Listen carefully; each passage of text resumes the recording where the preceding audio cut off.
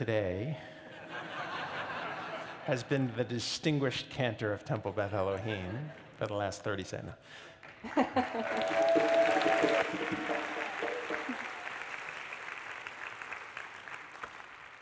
So Jodi, I will just get out of the way, but on behalf of all of us, I just want to thank you at a busy time of year.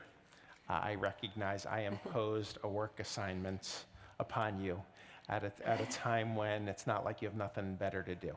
So it's really okay. You know, it's every cantor's dream to stand up on Yom Kippur and speak for an entire hour.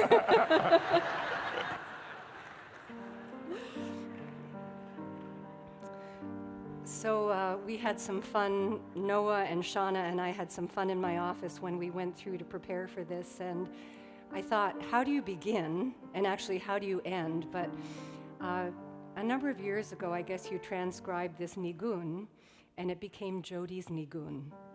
So perhaps we'll start in song together. Lai, lai, lai, lai, lai, lai, lai, lai, lai, lai, lai, lai.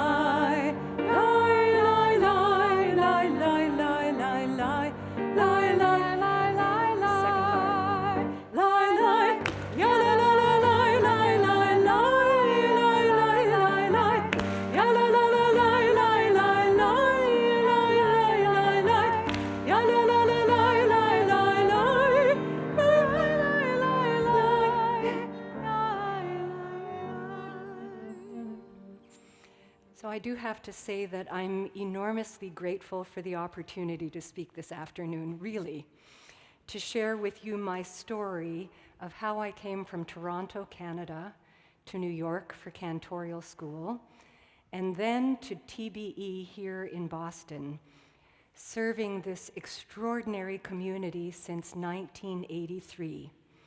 So Joel, I do thank you for pushing me to speak this afternoon. What led me here is really pretty simple. It boils down to family and temple, where both music and Judaism worked their magic. And I have to warn you that this story is not all that dramatic. It doesn't read like a Ken Follett novel. It's more nice. And it reads more like the wholesome Canadian story that was my favorite childhood book, and Rose, my friend since 15, knows this too, Anne of Green Gables. So if your eyelids start to droop and you fall asleep, I'll take it as a compliment.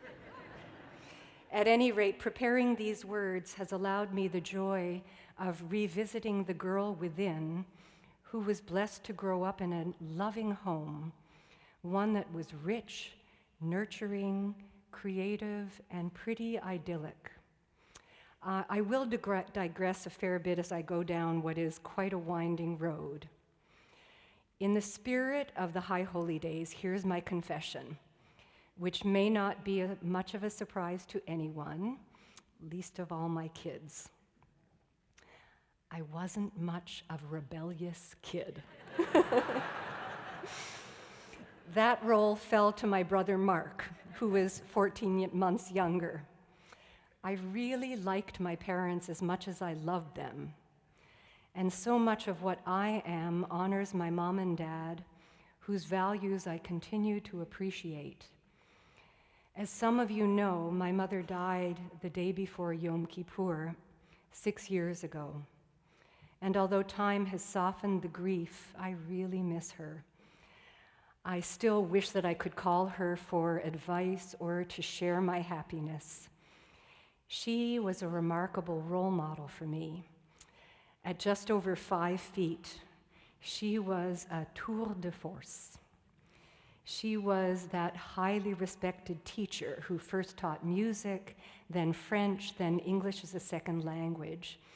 And she was also a fabulous cook and baker, knitter, crocheter, creative in so many ways. And one of the things I mentioned to Shauna is that when I was a teenager, she crocheted me a bikini.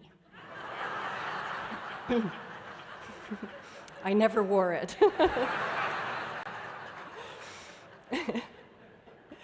My father, now 94, was a journalist who was forced by his father to leave school at 16. He started as a copy boy and worked his way up to vice president of Canadian Press. Both my parents were passionate about their work, and I think that they balanced work and family very well, much better than Roy and I have. So imagine this. Not only did we sit down to dinner together as a family, we even sat down to breakfast as a family. One of the qualities I appreciate is that our home was often a gathering place. Our friends were always welcome in our home. As often as not, our friends would sit around the kitchen table and shoot the breeze with my parents. My parents were not huge temple goers, but Shabbat in our home was sacred and particularly sweet. Shabbat dinner began with blessings. Dinner was almost always shared with friends, and we were expected to be at home. It was an elegant, relaxed, conversation-filled evening. Music was woven into Shabbat, but it was really part of my life every single day. And as a child, I was surrounded by mostly classical music. As I developed my own tastes, I fell in love with the music of my generation, which is feeling more and more ancient. At the same time, Holy Blossom Temple nurtured a love of sacred music. As some of you know, my mother was a singer, sang everything from big band to Yiddish.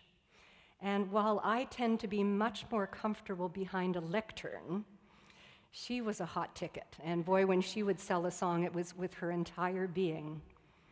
And music courses through the generations of my family.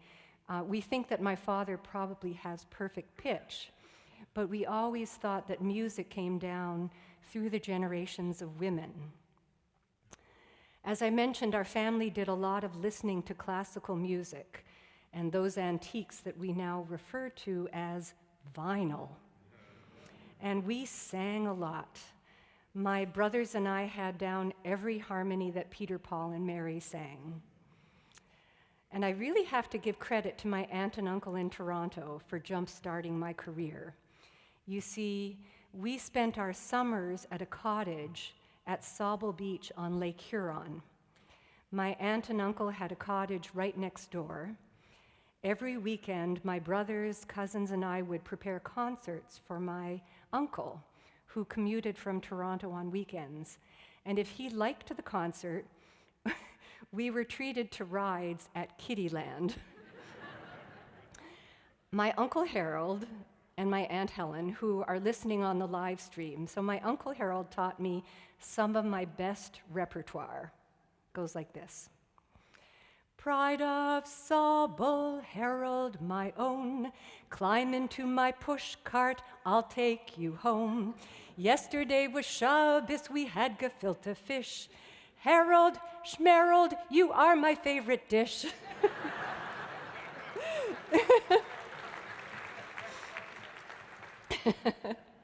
Hi, Uncle Harold and Aunt Helen. When my great-grandmother was in her 80s, my mother sat down with her and she recorded her singing Yiddish folk songs. And one of the songs was this. It's Mordechai Gebirtig's song, Kinderjahren, the years of childhood. And it's a song that mourns how quickly life goes by.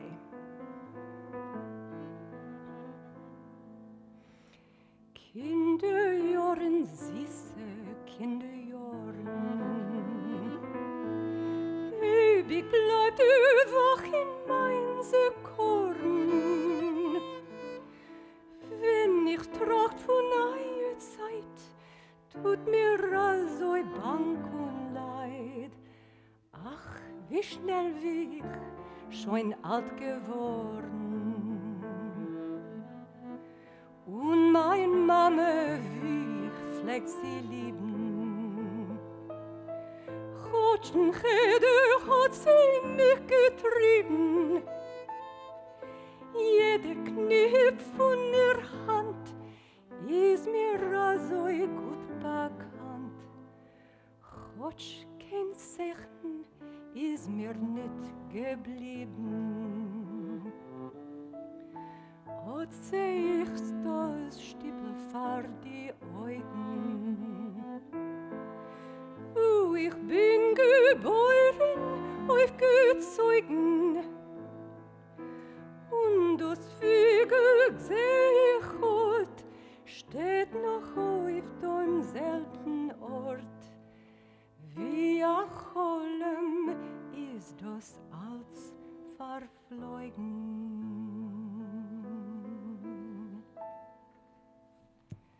So my great-grandmother somehow changed the words, and I don't know exactly how, but she took out a reference that said that how quickly we go from cradle to grave. And when my mom asked her about this, she said she didn't need to be reminded that she was approaching the end of her life. I'm not sure that I thought of the significance of being infused with music when I fell in love with pieces like Tchaikovsky's Violin Concerto or Puccini's La Bohème.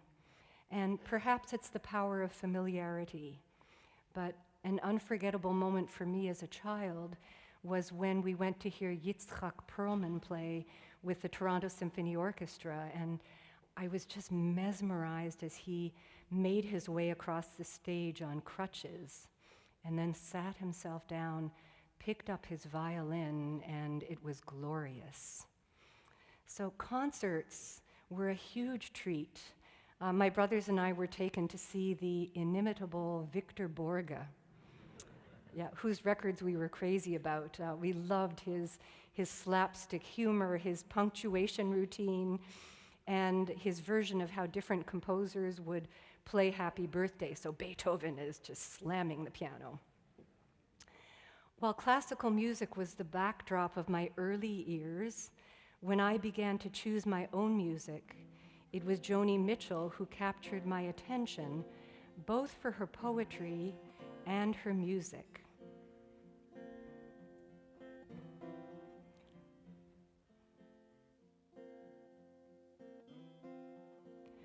Rows and flows of angel hair and ice cream castles in the air and feathered canyons everywhere. I've looked at clouds that way, but now they only block the sun. They rain and snow on everyone. So many things I would have done, but clouds got in my way. I've looked at clouds from both sides now, from up and down, and still somehow it's clouds' illusions I recall. I really don't know clouds at all.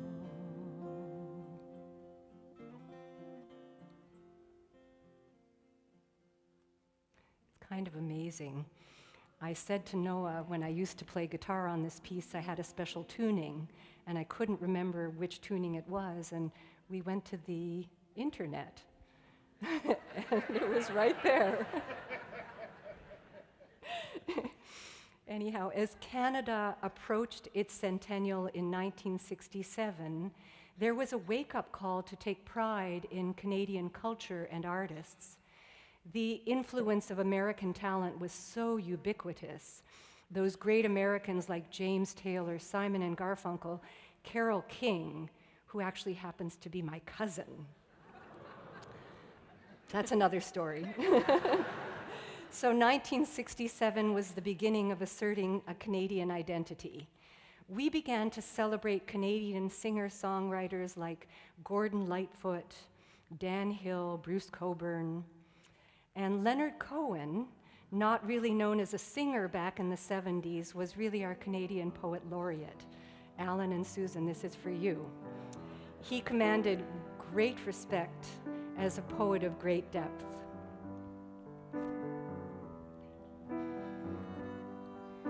Well, I heard there was a secret chord that David played, and it pleased the Lord. But you don't really care for music, do ya? Well, it goes like this: the fourth, the fifth, the minor fall, and the major lift, the baffled king composing hallelujah, hallelujah, hallelujah, hallelujah, hallelujah.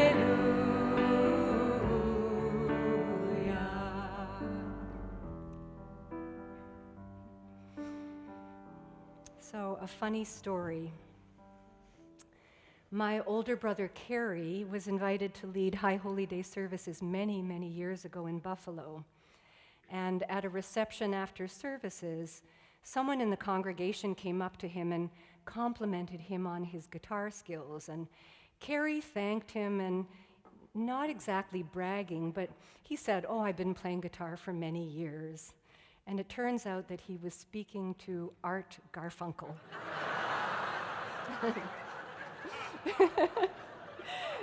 And then Kerry went on to say that he heard that Buffalo had a very fine young conductor, and he didn't realize until a little later that he was staying in the home of conductor Michael Tilson Thomas. So, as I mentioned, this story doesn't exactly unfold without detours, and here's one. Kerry was as highly principled an individual as I've ever met, and Mark was a little more cavalier. He followed in my dad's footsteps, and he became a writer. And Mark had a marvelous sense of humor. He wrote a column in which he often shared family stories, and just 2 days ago, I was leafing through some clippings, and I actually found one of Mark's articles, and so I'll paint a little bit of the background, and then I'm going to actually share some of Mark's words. So this scenario starts when Mark was stopped by a policeman because he was on the back of a motorcycle. It seems to be the theme of the day. But he was riding on the back of a motorcycle, and he had a paper bag on his head because he didn't have a helmet.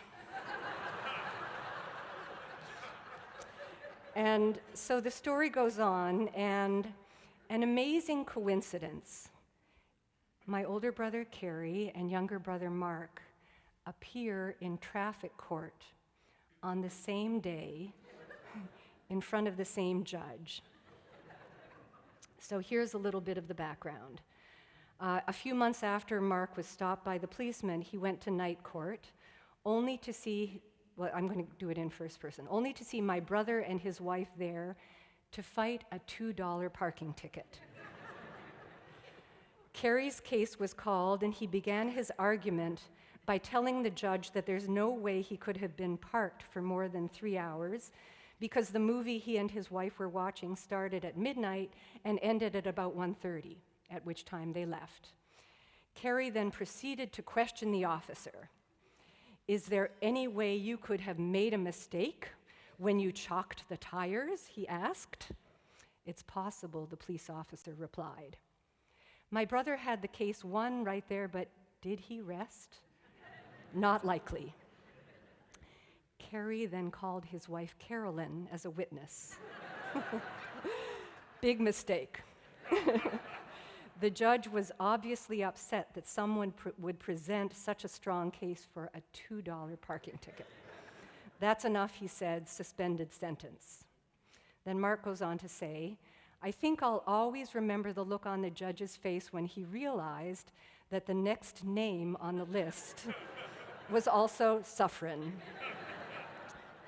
Knowing my fate was sealed, I agonized as I explained my predicament to an entire courtroom, including my brother and sister-in-law. Well, if you were wearing a paper bag on your head, "Why did you come to court?" the judge asked. "The officer told me I might get off," I replied, as the laughter in the court helped turn my face an even deeper color of red. "Guilty," the judge declared. "You can pay the $28 at the clerk's office." The problem was, I didn't have $28. Ah, but Carrie, you did. Needless to say, Carrie bailed him out. And not only that, you never told my parents. So, a little ancestral history. My grandparents were all Orthodox. My maternal grandfather walked to synagogue every day, put on tefillin and davened at home every morning. And I actually remember listening to him daven. Even though his lips were moving, I was sure that he couldn't possibly be speaking anything but nonsense. No one could possibly pray that quickly. So how did we get from orthodoxy to Holy Blossom Temple, which is neither a Chinese restaurant or a church, but it actually was the second largest Reform congregation in North America? Well, there's an easy answer to that. When I was 6 years old, we moved 1 block from the temple, so I could walk there in 2 minutes, and I didn't have to rely on my parents to get me there. As you will hear, this is serendipitous. I was one of those kids who really liked Hebrew school. And I credit Holy Blossom with an exceptionally strong Judaica background. Holy Blossom nurtured my Jewish identity on so many levels. When I was 9 or 10, I sang in a phenomenal children's choir that was conducted by Ben Steinberg, and you know Ben Steinberg as the composer of one of our settings of Shalom Rav.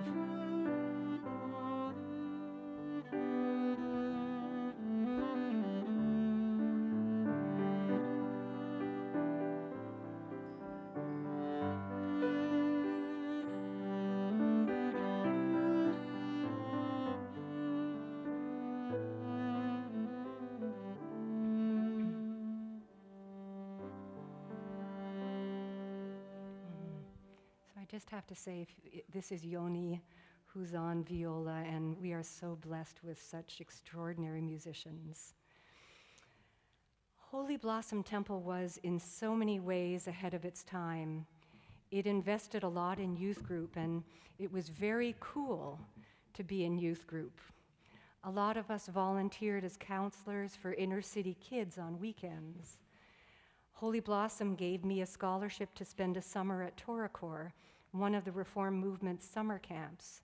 I was a student teacher, and I was plucked from student teaching to teach music in the religious school.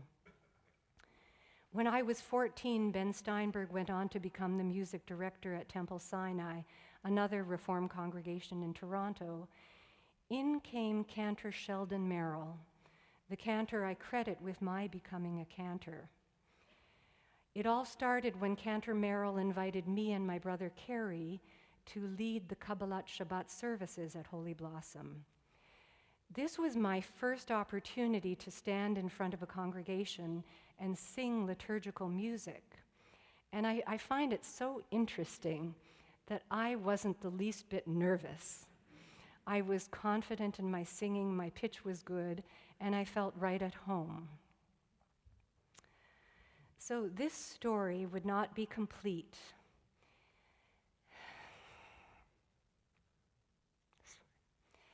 without giving my brother Carrie, Zichrono Livracha, huge credit for his encouragement of my love of music. His death almost 27 years ago. Thought if I practiced this, it might be a little easier, but it's not. It was crushing for me, for my family. Out of the clear blue Carrie was diagnosed with stage 4 lung cancer. It didn't make sense because he was not a smoker. He was more of a health nut. And 10 weeks after his diagnosis, Carrie died. Thank you. Leaving a wife and 4 children. He was 40 years old. And it was our family's first huge heartbreak.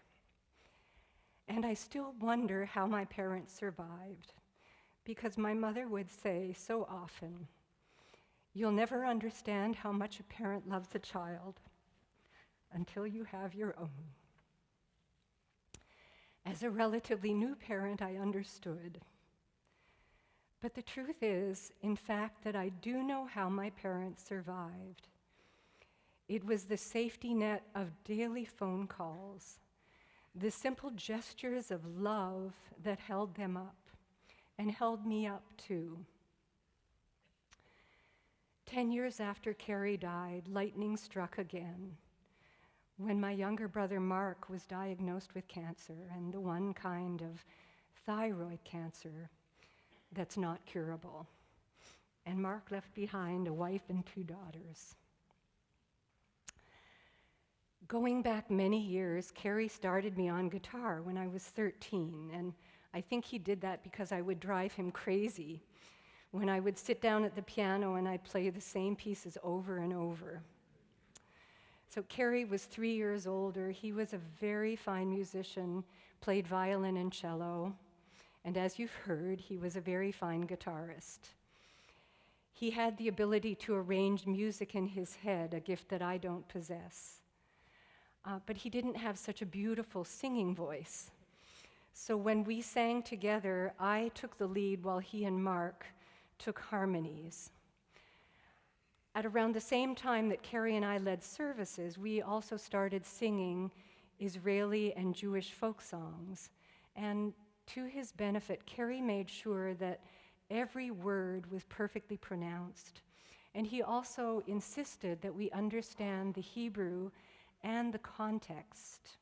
So we love Naomi Shemer for her exquisite poetry and her ability to bring to life a historical moment in song. I loved Yerushalayim Shel Zahav, written just after the 67 war, that captured that pivotal moment as the Israeli soldiers entered the old city and touched the wall. And then in 1973, Lu Yehi, that so tenderly describes the resignation, the heartache, as a war shook the country on Yom Kippur. Avir harim tzalul kayai v'reach orani nisa beruach ha'arbaim im kol ha'aroni ותרדמתי לן באבן שבויה בחלומה העיר אשר בדד יושבת ובליבה חומה ירושלים של זהב ושל נחושת ושל אור עלו לחול שירייך אני כינור ירושלים של זהב ושל נחושת ושל אור עלו לחול שירייך אני כינור.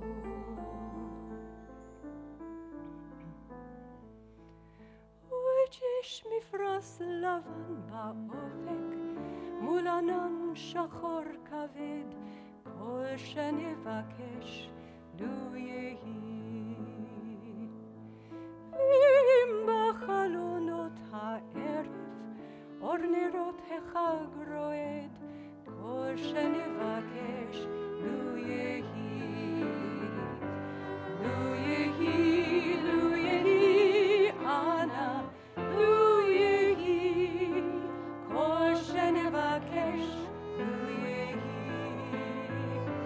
לו יהי לו יהי אנא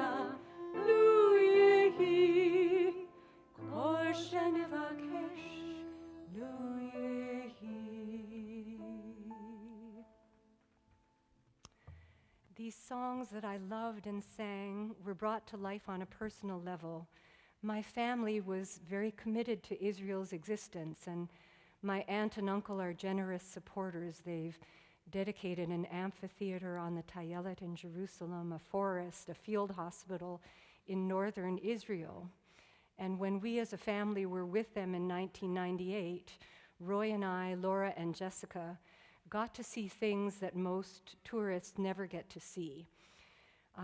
We were standing on the runway of an Israeli Air Force base with the commander, who very casually rated the landings of his F-16 pilots.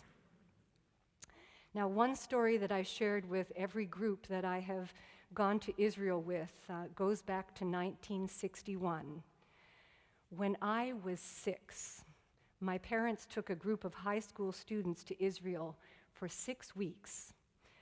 I still can't believe that they left 3 kids, 9, 6, and 5, and took off for Israel. The 3 of us were sent to camp. And I guess it helped that my cousin owned the camp. But nonetheless, the group of students met with David Ben-Gurion at Sde Boker. And Ben-Gurion asked the students for their names. There was Carol, Nancy, Susan. And he then lectured the group on the importance of having a Hebrew name. He then spotted my mother, and he actually thought she was one of the kids. And he asked for her name. You can imagine how thrilled he was when she responded, Malka. He said, "Come take a walk with me, Malka." So they went for a walk and they talked, and of course, out popped the question, "Do you have any children?" "Yes, I have 3. "And what are their names?" Without skipping a beat, my mother replied, "Akiva, Yehudit, and Mordechai."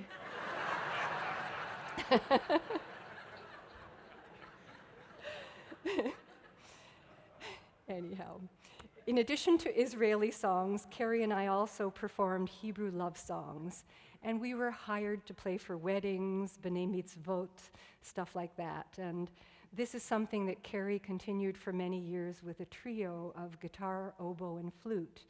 And it was this trio that played for Roy's and my wedding ceremony. So while I sang Jewish music, I want to be clear, it wasn't my entire life. I was the go-to singer in my high school. I dated a number of very cute, fine musicians. I also traveled the province of Ontario with a group called Summer Sounds. And I was the warm-up for Canada's Dan Hill, whose song, Sometimes When We Touch, Sometimes When We, brought him fleeting fame. But since this topic is to focus more on the sacred, I'll get back to Holy Blossom Temple. So every Friday night service would begin with the opening phrase of this cello concerto.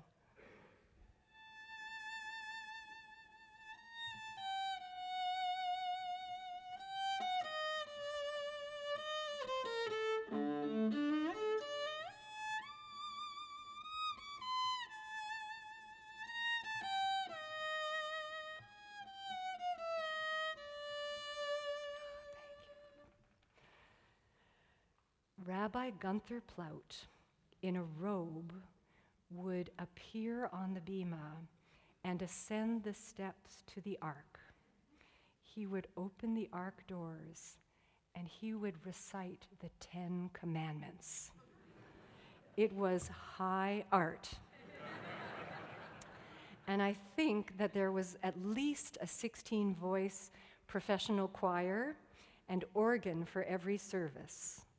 It was majestic. A watershed moment for me was participating in a folk rock service by Cantor Smoliver that was called Edge of Freedom. It was a folk rock service with percussion, bass, guitar, etc. And it's hard to imagine just how groundbreaking this was, probably because it sounds a lot like our present-day services.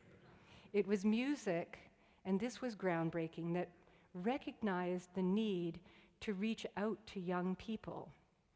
And this was around the same time that Debbie Friedman was making her mark as a songwriter. My brother Kerry was at Oconomowoc, Wisconsin, one of the reform camps, when she wrote her "Thou Shalt Love." And he brought it home, and I fell in love with it for its simple beauty. And it's so interesting that this was camp music. It would be many years before Debbie's songs filtered into synagogues. See if some of you remember. Thou shalt love the Lord thy God with all thy heart, with all thy soul, and with all thy might. And these words which I command you. All these words which I command you on this day shall be in thy heart, shall be in thy heart, and thou shalt teach them diligently unto thy children. Thou shalt speak of them when thou sittest in thy house, when thou walkest by the way, and when thou risest up, and when thou liest down, and when thou liest down, and thou shalt bind them for a sign upon thy hand, and they shall be for frontlets between thine eyes. Thou shalt write them on the doorposts of thy house. And thou shalt write them on the doorposts of thy house, and upon thy gates, And upon thy and gates. upon thy gates, that he may remember and do all of my commandments, and be holy unto your God, unto your God, unto your God, unto your God.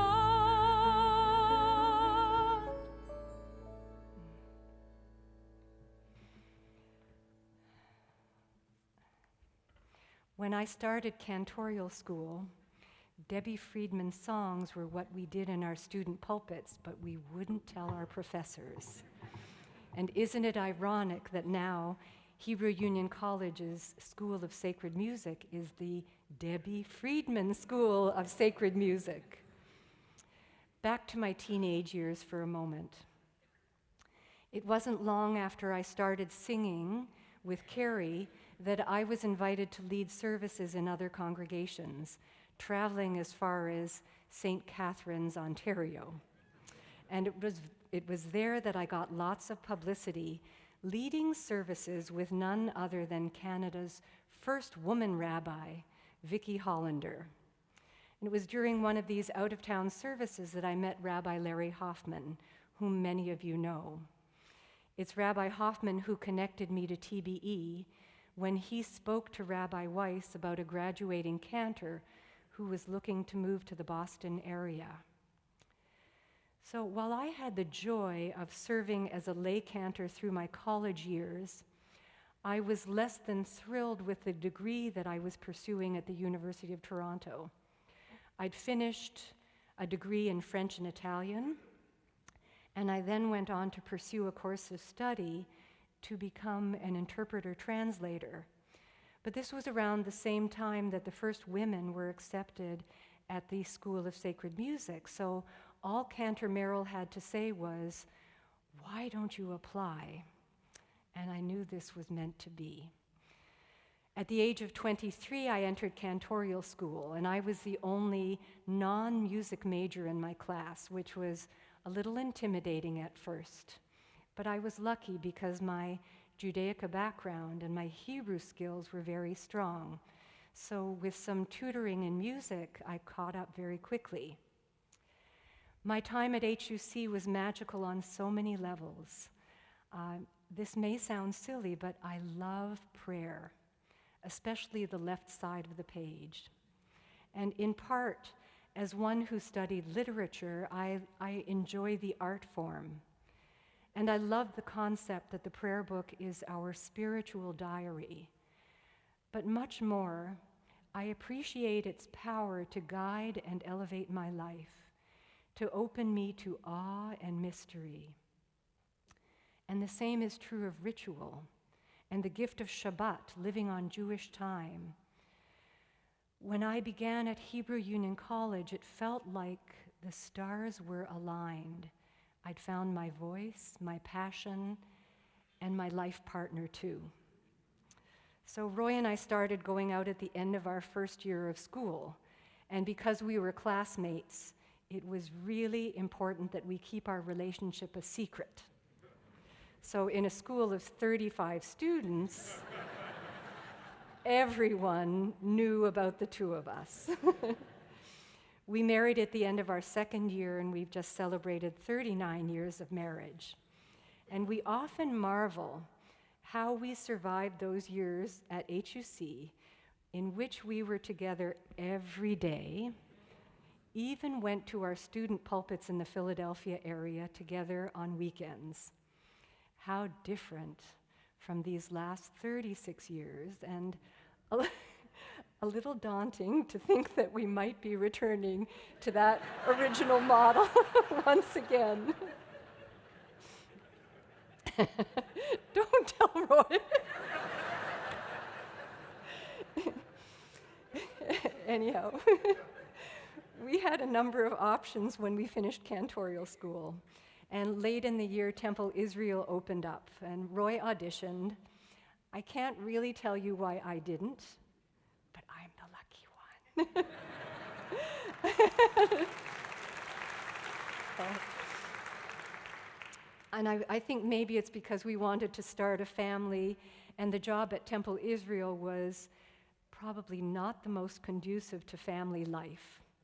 Roy's first year at Temple Israel was pretty overwhelming, and he's actually the reason why there are rules so that cantors can't walk into a very large congregation fresh out of school.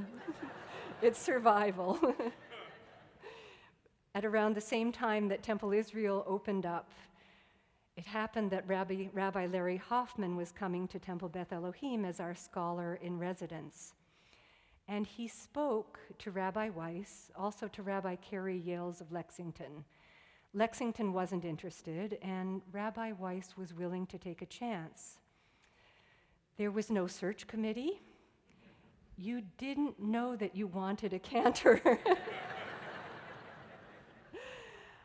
My interview was an hour in Rabbi Weiss's study, and my audition was in the sanctuary with Rabbi Weiss and Gloria Rose, while Daniel Rose ran around. I am so grateful that Rabbi Ron Weiss agreed to bring me on board, and that was 1983. I was 28 years old. While Roy was inundated with work, my first year here was the opposite. I tutored our B'nai Mitzvah students. I sang for Shabbat evening services, but I didn't do all that many Saturday morning services just yet. That was left to Marvin Etoff and a 4-voice choir that included Maureen Gaffney. I don't know if you know, Marvin died this past summer.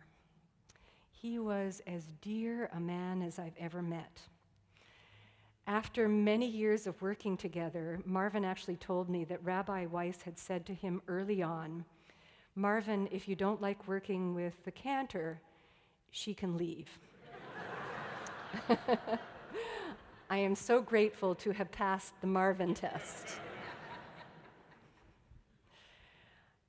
Laura Was born in March of my first year at TBE, and Jessica 3 years later. When I think back to the years of trying to balance work and family, it was not so easy. We had exceptional live-in help for 11 years, so we knew our kids were in loving hands. But honestly, it was really hard for two synagogue professionals to make sure that Shabbat and holidays could be celebrated together as a family. In 1998, when we took a sabbatical and settled in Jerusalem for half a year, that was really the first time that we could celebrate Shabbat together as a family. Perhaps the most compelling question in this presentation is what has kept me so engaged at TBE? That could be another whole talk. I have fallen in love with this community for more reasons than I can express. You are a community that is filled with kindness, compassion, and a willingness to pursue important causes. Your openness to spiritual expression is unusual. It's really remarkable. You have embraced change with open hearts and minds, and I've had fun. I've enjoyed dreaming up concerts. We've explored everything from Jewish Broadway to Jews who rock to Jewish folk singers. We've celebrated temple talent. We've sung the songs of Jewish Tin Pan Alley. I brought Roy over many times, and I even brought my mother here to do a couple Yiddish concerts. And all of this has taken place even though Joel has often teased me that I may be the only cantor in the universe who doesn't really like to perform. It's sort of true. I don't crave attention. I'm more of a listener than a talker. And it is in these moments of listening that I have grown and learned what I cherish most of all in my career. What I didn't really grasp when I entered the cantorate is that we, as clergy, spend a lot of our lives walking alongside you. And as I look around the room and think back over close to 4 decades, I know how privileged I am to share in countless pivotal moments in your lives, sharing joy and hope, loss and sorrow. I witnessed anguish and amazing resilience and everything in between. And as I have walked beside you, you have done the same for me. Years ago, when my dad called me to come home as Carrie was about to die, I will never forget that Mimi and Nelson Burstein knocked on my door, and they stopped by and they said, "It's simply to give you a hug." Clearly, the cantorate that I have built is not what I expected 37 years ago.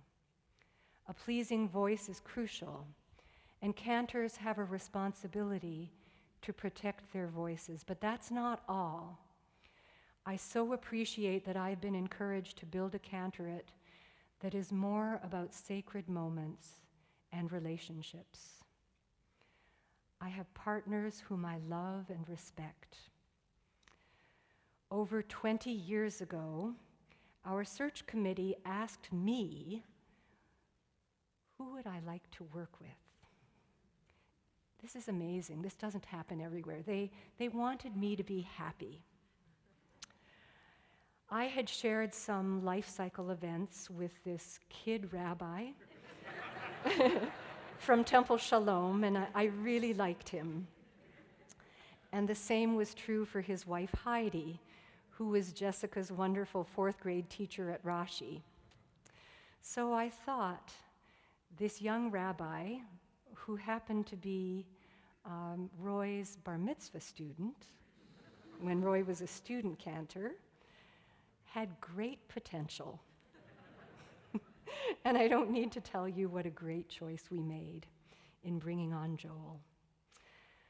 My love and respect encompass my dear young clergy team, Rachel, Philip, and Shauna, and our remarkable Allison, our director of Jewish Living, our amazing educators, our staff. And one can't ask for finer partners in our lay leadership. Earl Foreman, Zichrono Livracha, was the Temple Beth Elohim president when I started here. What an exceptionally kind, thoughtful individual. And B, I was looking at you. You babysat for Laura, who cried nonstop. And you tried everything, I think, but it didn't work. All through the years, we've had dedicated lay leaders, and the partnership between professional and lay leadership is one of big thinking, unflagging support, and amazing alignment. We are unique. I have to single out our caring community because they are a critical arm of our temple. To work with them is to witness kindness in its purest, most generous form. And I must mention Noah, who, thanks to Henry and Laurie Kay, came to us over 15 years ago as a very talented, hip-swinging kid. I remember sitting down with Noah in my office, and we discussed what makes Jewish music. And I asked him to compose a service for us, starting with Baruch Hu, finishing with Shalom Rav. And I wanted some English to complement the Hebrew liturgy. That was one project. Another project that we worked on was a lullaby CD.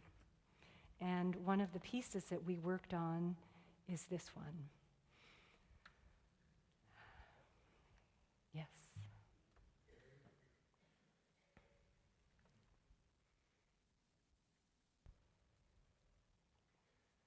We'll see how much voice remains right now. We'll do it lower, it's fine. Thank you.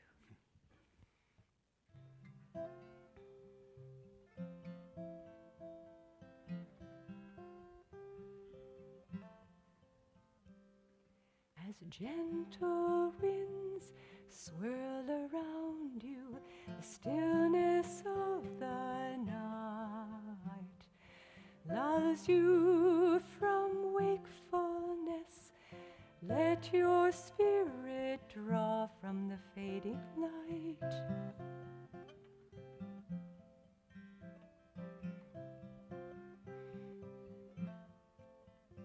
As gentle winds caress and cool you, the stillness of the night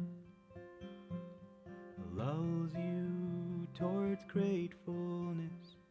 Let your spirit draw from the fading light.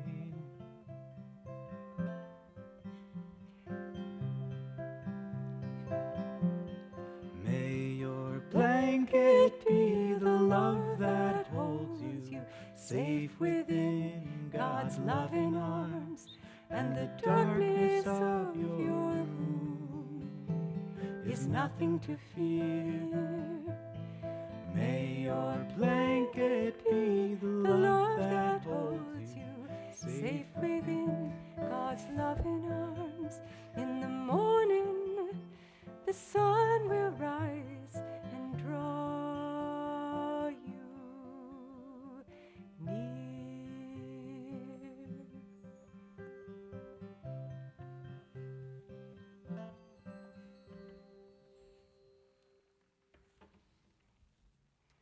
I will take some credit for being that initial spark that encouraged Noah to utilize his musical creativity.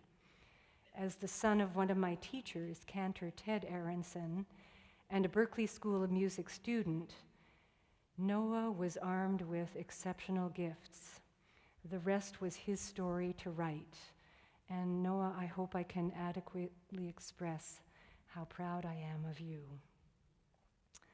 And it is a great source of joy and comfort to me that we have found in Shauna a spectacular young cantor.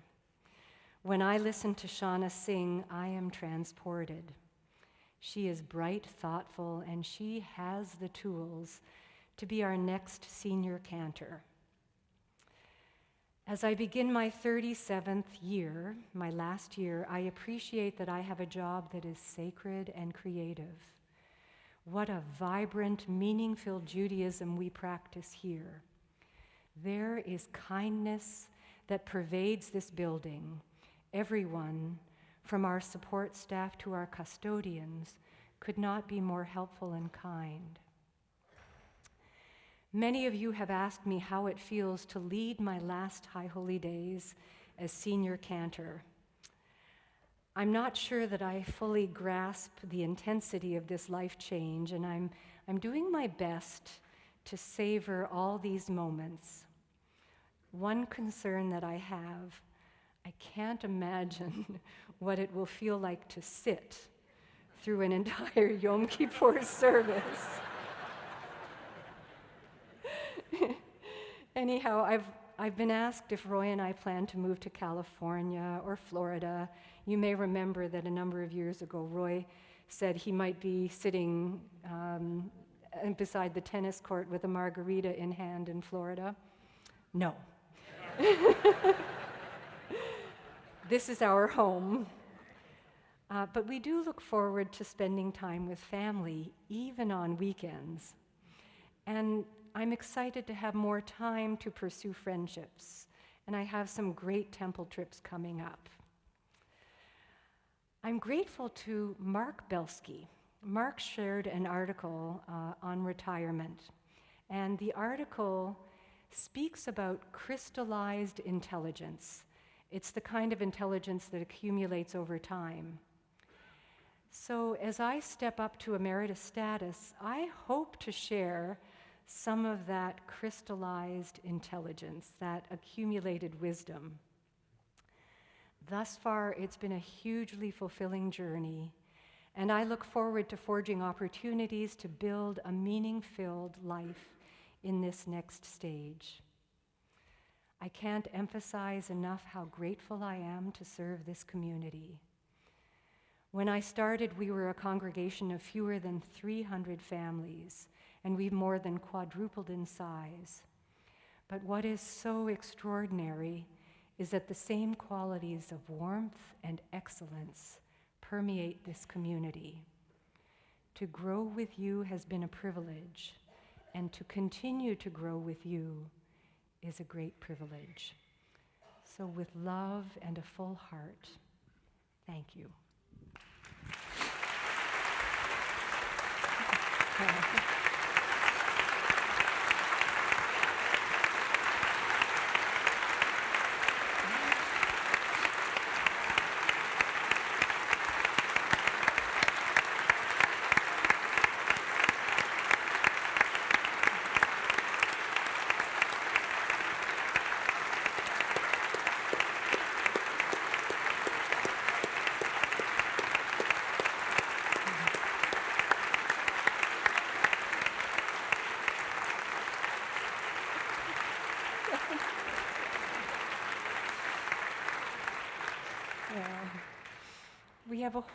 We have another whole 6-7 months. I was trying to think how we could conclude, but another piece I wrote, right?